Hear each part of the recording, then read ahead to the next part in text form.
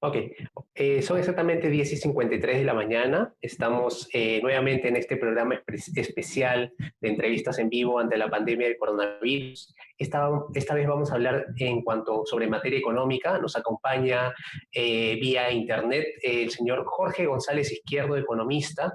¿Cómo está, señor González? ¿Cómo estás, Martín? Muchas gracias por la invitación. Un placer estar con ustedes. Gracias a usted por su tiempo, por su paciencia. Y bueno, hay que ser claros, ¿no? Muchos especialistas han dicho que la cuarentena se debe extender al menos una semana. Eso se está diciendo a nivel de entendidos en la materia de salud. Eso es innegable. Pero algo que también recalcan las personas del sector salud es que esto también involucra temas económicos. Y para eso, señor González, lo hemos invitado, ¿no? ¿Qué soluciones, si es que la medida de la cuarentena se extiende, hay alguna medida económica que se deba seguir, que usted recomiende seguir en cuanto a país? Ya hemos visto este bono de 380 soles para familias vulnerables, se ha extendido también a trabajadores independientes, pero ¿hay alguna otra medida que se debe extender, que se debe hacer si es que la cuarentena se extiende por más tiempo? Miren, sí, claro, miren.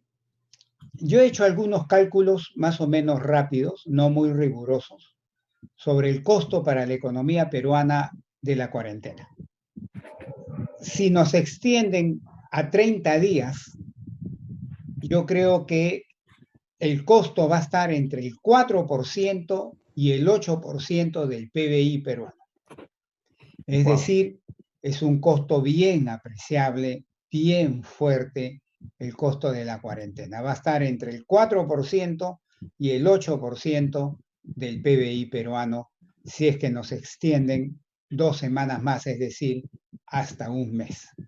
Obviamente, ese es un costo que va a venirnos de todas maneras si se hace la cuarentena un mes, ¿no? Ahora bien, en ese mes yo creo que el gobierno debe evitar tres cosas, pero a todo dar debe evitar tres cosas. La primera cosa que debe evitar es que la micro, pequeña y mediana empresa quiebre. ¿Por qué? Porque ¿Ya? si quiebran, eso va a retardar el proceso de recuperación de la economía.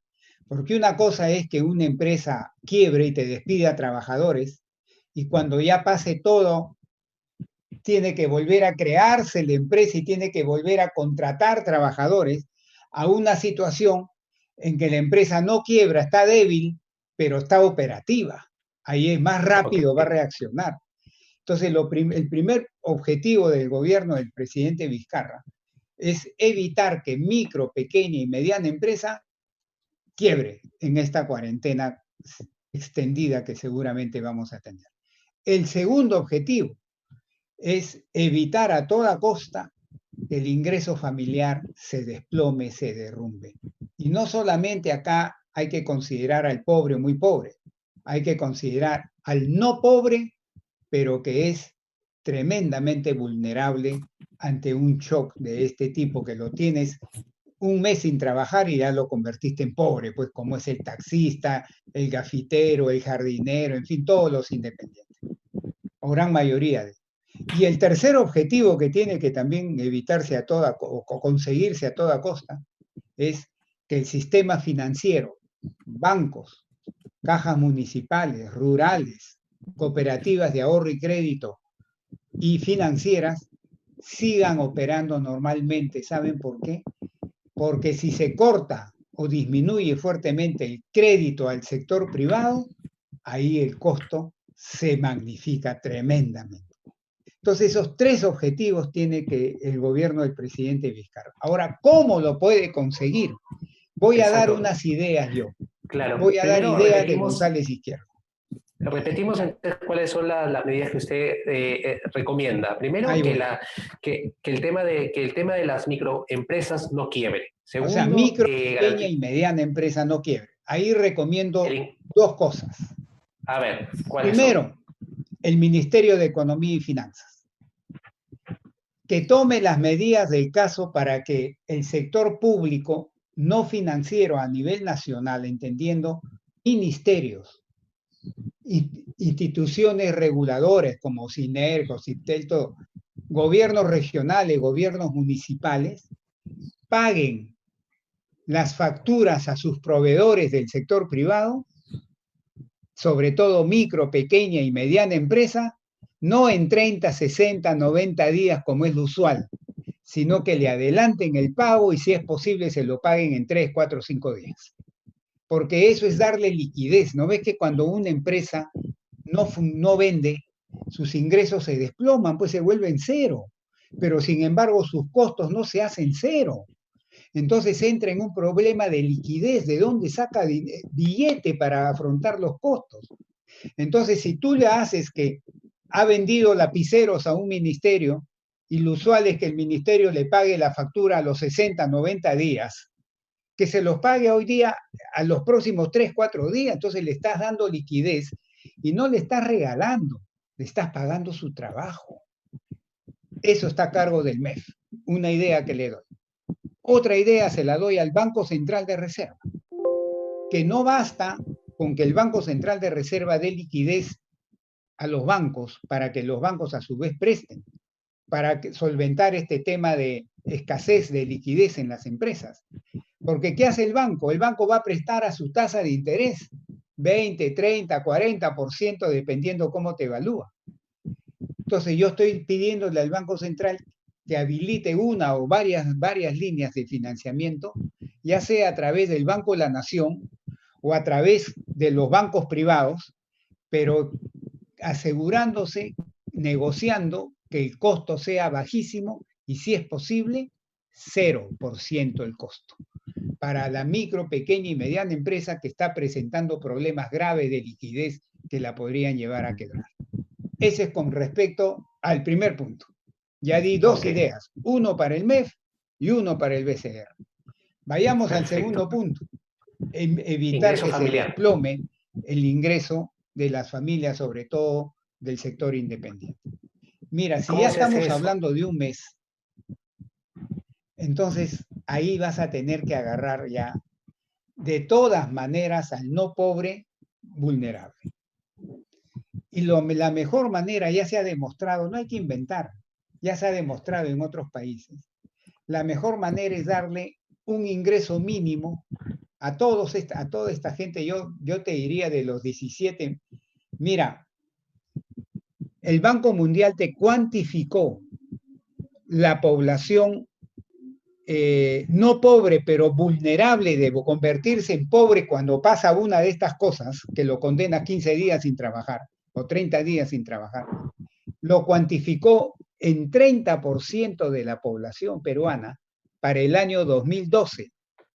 Hoy día estamos en 2020, que haya bajado de 30 a 20, pero de todas maneras estás hablando de 4 o 6 millones de peruanos que vas a tener que llegarles a ellos con un ingreso mínimo. No, ya si estamos hablando de un mes, ya el ingreso no puede ser 380, pues, con un ingreso mínimo para llegarle a esta gente también, ¿no? ¿Y con cargo a qué? ¿De dónde va a salir la plata? Dirán la gente. Con cargo a los fondos que tiene el MEF o su guardadito. Mira, el concepto técnico profesional se llama reserva secundaria de liquidez del sector público no financiero. Ahí está el Fondo de Estabilización Fiscal, por ejemplo. La reserva secundaria de liquidez del sector público no financiero se estima en 12% del PBI, o sea, tienen recursos acumulados. Entonces, contra esos recursos se puede financiar un mes, o mes y medio de un ingreso mínimo para ya no solamente el pobre, muy pobre, sino también a la gente vulnerable que es no pobre, independiente sobre todo. Esa idea le doy al Ministerio de Economía y Finanzas, que es su responsabilidad también, ¿no?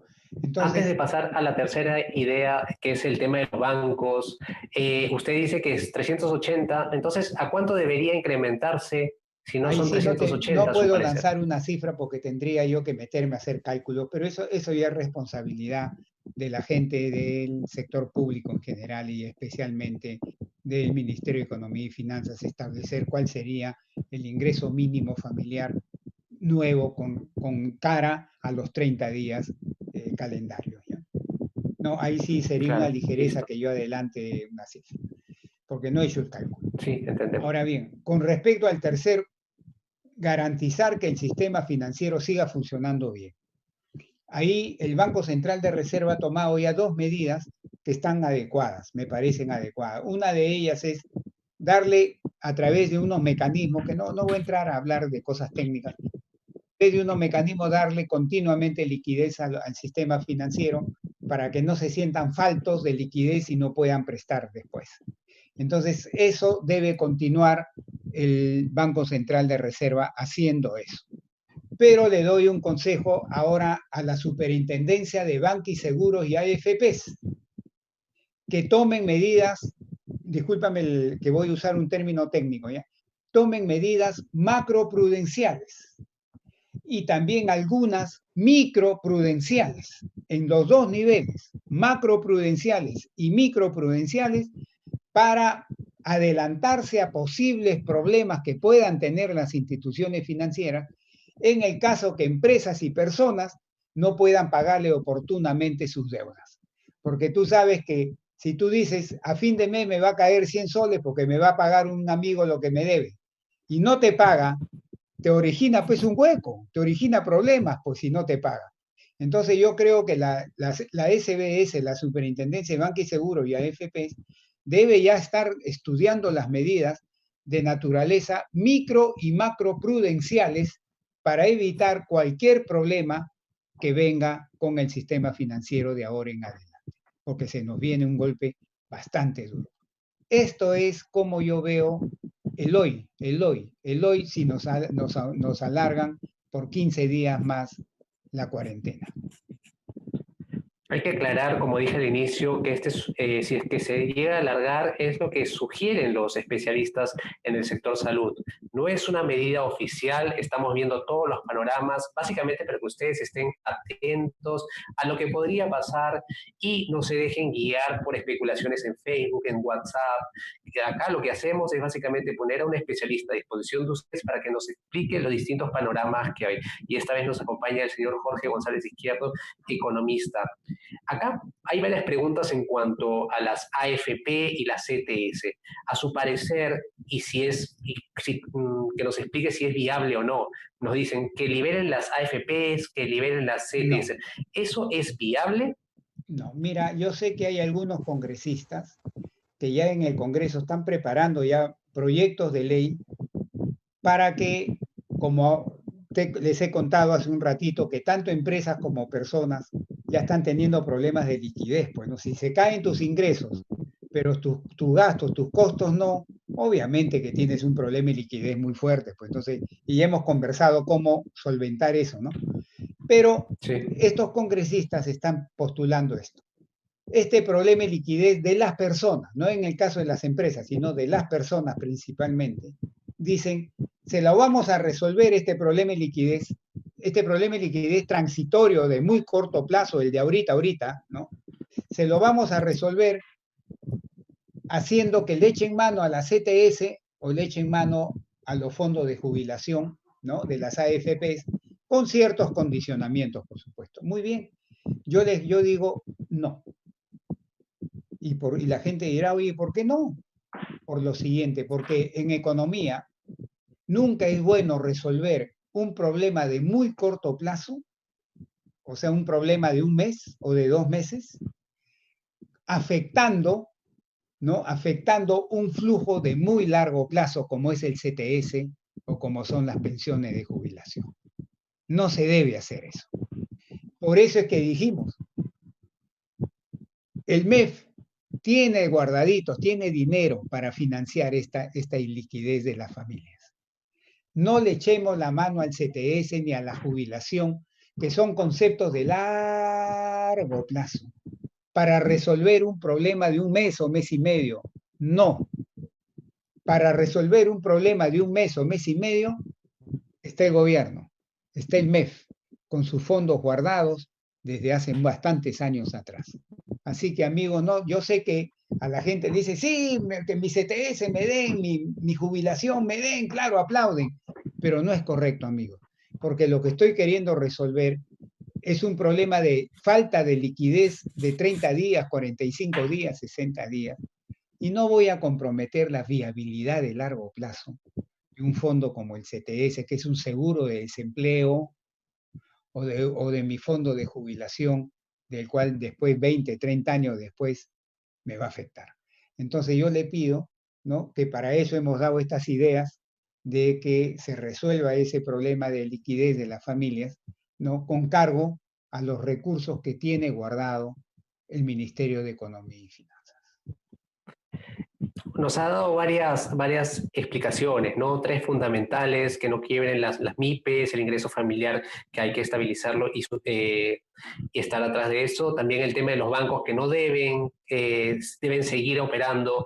¿Usted considera, usted está metido en el tema económico a nivel nacional? ¿Hay disposición del MEF, hay disposición de las empresas, hay disposición de los bancos en ese sentido para lograr ese consenso? Sí, mira, yo creo que tiene que haber, porque acá estamos atravesando un momento muy crítico, como te dije hace un rato. Los 30 días de cuarentena, el costo es bien fuerte, es entre 4 y 8% del PBI, no es un costito cualquiera, es un costo bien fuerte. Entonces, ante ese costo, todos tenemos que entender que parte de ese costo lo tengo que asumir yo. Yo no puedo pensar que el resto lo asuma y yo no. ¿Y por qué te digo esto? Porque no me gustó mucho la posición de los bancos, y sobre todo de los bancos grandes, que han dicho, bueno, señor, tú tienes un crédito hipotecario, tú tienes un crédito vehicular, un crédito de consumo, tu tarjeta de crédito, en fin, te voy a dar 30, 60, 90 días para que extiendas el pago, ¿no? No me pagas a fin de mes, tampoco me pagas en abril, me pagas pues ya mayo, junio, julio, te doy 12 meses, pero te cobran intereses de mercado. Entonces lo que estás haciendo, el banco lo que está haciendo es aumentarme la deuda, porque me prorroga, pero me cobras intereses. Entonces yo le digo al banco, ya está bien, o sea, desde el punto de vista racional económico, es correcto, ¿no? Pero estamos viviendo un momento de emergencia nacional, entonces yo le hago una invocación a los bancos grandes, que en este caso, si te voy a dar una prerrogativa de un poco más para que puedas pagar, ¿no?, dalo sin cobrar intereses. Alguien puede decir, oye, González Izquierdo, ¿tú qué clase de profesor de economía eres si estás diciendo esa barbaridad? Yo sé que el dinero tiene un costo de oportunidad en el tiempo y que hay que compensarlo. Yo sé eso y enseño eso. Pero eso es en circunstancias normales. Hoy día no estamos en una circunstancia normal. Estamos en una circunstancia totalmente anormal, pocas veces vistas en el mundo y en el Perú, y además de muy corto plazo, que te va a durar, ¿qué? 30, 45, 60 días, no te dura más. Entonces, nos podemos dar ese lujo, entre comillas. Y claro, a un banco pero le va a afectar, yo creo, en forma marginal sus estados financieros. Si es que analizando caso por caso y dándoselo a quien de verdad lo necesita, dándole esta largona sin cobrarle intereses, ¿no? Entonces, respondiendo a tu pregunta muy concreta, si veo disposición, veo en el caso del sistema financiero y particularmente los bancos, veo una disposición, pero a medias. Debiera de tener una disposición al 100%, ¿no?, de ayudar a la gente a que se comporte mejor. Perfecto. También vemos otro tema y nos preguntas con insistencia, es el tema de las AFP, ¿no? Que han perdido 15.481 millones de soles entre Sí. enero y marzo de este año. En ese sentido, ¿qué recomendación le da a la gente, ¿no? Vemos bien Mira, que la ministra de Economía salió ayer y puso paños fríos, ¿no? Pidió calma a la población. ¿Qué sí, tiene que decir usted al respecto, sí, señor mira, González?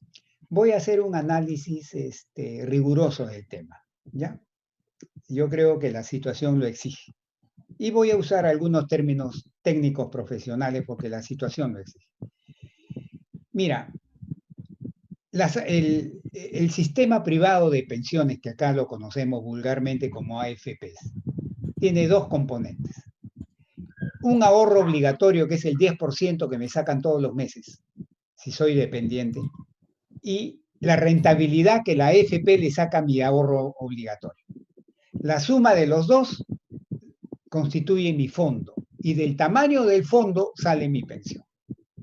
Hoy día, más o menos, la rentabilidad es alrededor del 60% del fondo o un poquito más. Y en cambio el ahorro forzoso es la parte minoritaria, o sea, la rentabilidad es lo que más ha hecho crecer a los fondos de los trabajadores en el Perú. Muy bien. Pero hay 4 tipos de fondos. El fondo 0, el fondo 1, el fondo 2 y el fondo 3. El fondo 0 es el fondo en la que el riesgo de perder plata es 0, como se llama, 0. ¿Ya? Y el fondo 3, que está al otro extremo, es el fondo agresivo, el fondo atrevido, digamos, porque más del 70% de las inversiones pueden ser hechas en renta variable, básicamente en acciones, en el extranjero y en el Perú. Y tú sabes que las acciones, así como suben, bajan también fuertemente, ¿no? El fondo 2 es un fondo mixto en que más del 50% se puede hacer en renta variable. También es agresivo, pero menos agresivo que el 3. Y el fondo 1 creo que es alrededor del 10% el que te permiten como máximo invertir en renta variable, en acciones. Y el fondo 0 sí no te permiten nada. Muy bien. Claro que seguridad va del brazo con rentabilidad. Cuanto más seguridad hay, menos rentabilidad hay. Cuanto menos seguridad hay, más rentabilidad esperada hay, ¿no? Entonces, muy bien. Entonces, por ley y también por criterio, la gente que tiene de 60 años para adelante, o está en el fondo 0, o estás en el fondo 1. Es Ok. decir, la gente que está por jubilarse de acá a 3 meses, 6 meses, 9 meses, un año, año y medio, 2 años, en fin, o estás en el 0 o estás en el 1. ¿Quiénes están en el 2 y en el 3, que son los más riesgosos? Están los veintones, los treintones, los cuarentones y los cincuentones. Y estos dos fondos, el 2 y el 3, son los que han sufrido la mayor pérdida, pero de lejos, ¿eh? La mayor pérdida está concentrada en el fondo 3 y el fondo 2. Pero ahí están los viejitos que se van a jubilar mañana. No, ahí no están ellos. Ahí no están ellos. Ellos están en el 0 y el 1. Entonces, un chico que nos está viendo que tiene 25 años, ¿cuántos años le falta para que se jubile? ¿No? 35 años le falta para que se jubile, 40 años le falta para que se jubile, 4 décadas. Entonces, la caída de hoy día, con toda seguridad que la va a recuperar, pues, en ese tiempo. Un treintón, uno que tiene 30 años o 35 años, ¿cuántos años le falta para jubilarse? 30 años, 3 décadas. Y así te puedo ir, ¿me entiendes? Sí. Entonces, esto está golpeando al fondo 2 y al fondo 3, donde está la gente relativamente joven, que tiene muchos años por delante todavía para recuperar esa pérdida. Sin embargo, los viejitos a los que sí los golpearía están en el 0 y el 1. Pero hay una situación híbrida. Hay gente que tiene 55 años y se quiere acoger a la jubilación anticipada, que no tienes que esperar 6-5, sino tienes que esperar 5-5. Y como estás en los 55, de repente estás en el fondo 3 o en el fondo 2, y te quieres jubilar ahorita. Entonces yo a ese caso le digo, no te jubiles ahorita, porque ahí sí vas a perder un montón. Jubílate de acá a unos 3, 6, 9, 12 meses y espera que el fondo comience a recuperar por lo menos parcialmente su pérdida. En ese caso de que está queriendo acogerse al reja, por ejemplo, ¿no?, a la jubilación anticipada, un cincuentón, 55, 56, 57, que de repente está en el fondo 2 y ha sido golpeado, le aconsejo no se jubile ahorita. Espere que el fondo se recupere y en ese momento se jubilará y irá seguramente a retirar todo su dinero. Y también otra cosa, tampoco se pase el fondo 1, porque si se pasa el fondo 1 va a realizar la pérdida. Porque si he perdido, Ok. por ejemplo, 30.000 soles y me paso al fondo 1, ahí sí jamás lo voy a recuperar. Porque en el fondo 1 la rentabilidad es relativamente pequeña, jamás lo voy a recuperar. Entonces, para no realizar la pérdida, no, o para que me entiendan en fácil, no comerme la pérdida, quédate todavía en el fondo 2 y no te pases al fondo 1 porque puedes realizar tu pérdida y esa pérdida así nadie te la va a devolver. ¿Y a los que están en el fondo 3 les recomienda No, bajar al fondo 2 o no? no, no, tampoco sé que no, ellos son los chicos, los muchachos, los veintones, los treintones. Yo les digo, tranquilo, claro, a nadie le gusta que reciba, tú entres por internet y si Sí, tenías claro. 100 soles, ahora tienes 40, 50 soles. A nadie le gusta, a mí tampoco me gustaría, obvio, me fastidia tremendamente. Pero ya les he explicado, un veintón, un treintón, un cuarentón todavía tiene por lo menos unas varias décadas por delante para recuperarse. Ok. Lo que sí también quisiera, Martín, Dígame. no, no, perdón, Sí. dime si hay otra pregunta. Íbamos a ir al plano internacional, ¿no? Porque esto es básicamente un golpe a nivel mundial y queríamos también su apreciación a nivel mundial. Si es que usted conoce Perfecto. un ejemplo de un país al cual esté manejando esto de una manera económica, al que podemos imitar, al que podemos seguir a nivel informativo también para ver qué están Sí, claro. haciendo, qué no están Hay haciendo. varios. Está Dinamarca, por ejemplo. Pero mira, pero antes de pasarnos al plano internacional, Sí, yo quiero dejar este pensamiento. Hasta acá, Martín, hemos hablado de la ahorita, ¿no? De las 2 semanas, de las 4 semanas de cuarentena y sus costos y sus problemas y qué podría hacerse, ¿no? Hemos dado ideas, muy bien. Pero cuando esto pase, de acá a diciembre, se nos va a venir un olón muy grande, más grande que el que nos está golpeando hoy día. ¿Por qué? Porque el olón va a venir de afuera de la economía mundial que vamos a hablar en un ratito. Porque la economía mundial, ya casi todos los estimados son que va a crecer entre 0 y 1%. O sea, no va a crecer. Y eso nos va a golpear tremendamente. Pero es un golpe que viene de afuera. claro. Más un golpe que va a surgir de adentro a partir de abril, mayo en adelante. Entonces vamos a tener dos golpes, uno que viene de afuera y uno que nace de adentro de la economía peruana y la economía va a estar en la mitad. Entonces el problema es, oye, después que pase la emergencia del coronavirus, ¿qué hacemos? Yo pienso que la emergencia del coronavirus nos va a golpear el primer trimestre de este año, enero, febrero, marzo, el segundo trimestre de este año, abril, mayo, junio, y quizá el tercer trimestre de este año. Ya no va a golpear duro. Pero a partir del cuarto trimestre de este año, es probable que la economía peruana ya comience a levantar cabeza. Pero eso no es solo, eso no es gratis, no es que va a ser así, no. No puedo quedarme cruzado de brazos. Tengo que trabajar desde ahorita para que eso pase, para que a partir del último trimestre la economía peruana levante la cabeza. ¿Y qué es lo que yo estoy pidiendo? Yo le estoy pidiendo al señor presidente de la República, con todo el respeto posible, que instruya al Ministerio de Economía y Finanzas, al Banco Central de Reserva, a la Superintendencia de Banca y Seguros y a AFPs, que los tres armen, generen, construyan un programa económico para el año 2020-2021.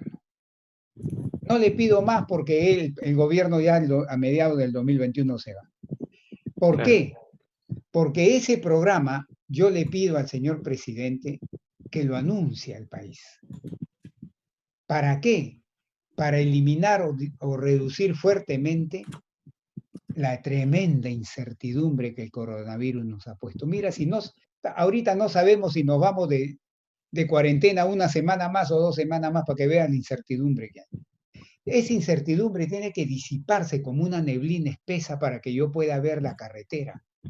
Entonces, la mejor forma para mí es cambiar el sentir de la gente, del pesimismo al optimismo, y eso lo tiene que conseguir el señor presidente, dándole un mensaje a la nación en donde presenta su programa del 2020 y 2021 que va más allá de la emergencia, para que nos diga a todos los peruanos y también a los extranjeros, al mundo, que acá sabemos lo que tenemos que hacer de ahora en adelante para que la economía levante la cabeza. Perfecto. Y Señor ojalá, y le González, doy una sí, idea, sí, ojalá que cuando hable al país, en el lado izquierdo esté el presidente del Banco Central de Reserva, en el lado derecho está la ministra de Economía y un poquito más allá la jefa de la Superintendencia de Banco y Seguro, para que el equipo per- económico se presente y dé seguridad, dé confianza a todos los peruanos y al extranjero también. Ese, antes perfecto. de dejar la parte nacional, era lo que Sí. quería también mencionar. Señor González, estoy con el tiempo justo, tenemos una entrevista también pactada dentro de Ya. poquito. Yo lo quiero comprometer quizás para mañana, de acuerdo a su disposición, de acuerdo a su agenda, Para para hablar hablar sobre ese sobre el tema tema. internacional. Exacto, yo lo comprometo para mañana, no sé si nos pueda dar esa Sí, chance. claro, con mucho gusto. Listo. Y Entonces, revisar algunas experiencias internacionales como Dinamarca, Chile. Ayer la perfecto, canciller Merkel habló muy claro y muy fuerte con respecto a Alemania. Hay que aprovechar de las experiencias, de lo bueno que hacen otros países. Hay que aprovechar perfecto. y traerlo al Perú. Entonces lo llamaremos mañana. Mañana coordinaremos una entrevista con el Sí, señor con mucho Jorge gusto. González Izquierdo. Y nada, muchísimas gracias, señor González, por su tiempo, por todo lo que nos ha indicado. Gracias a las más de 2.000 personas que están conectadas en estos momentos. Mañana volvemos con el economista Jorge González Izquierdo. Gracias también a Julio Melgarejo por haber hecho estas coordinaciones para la entrevista.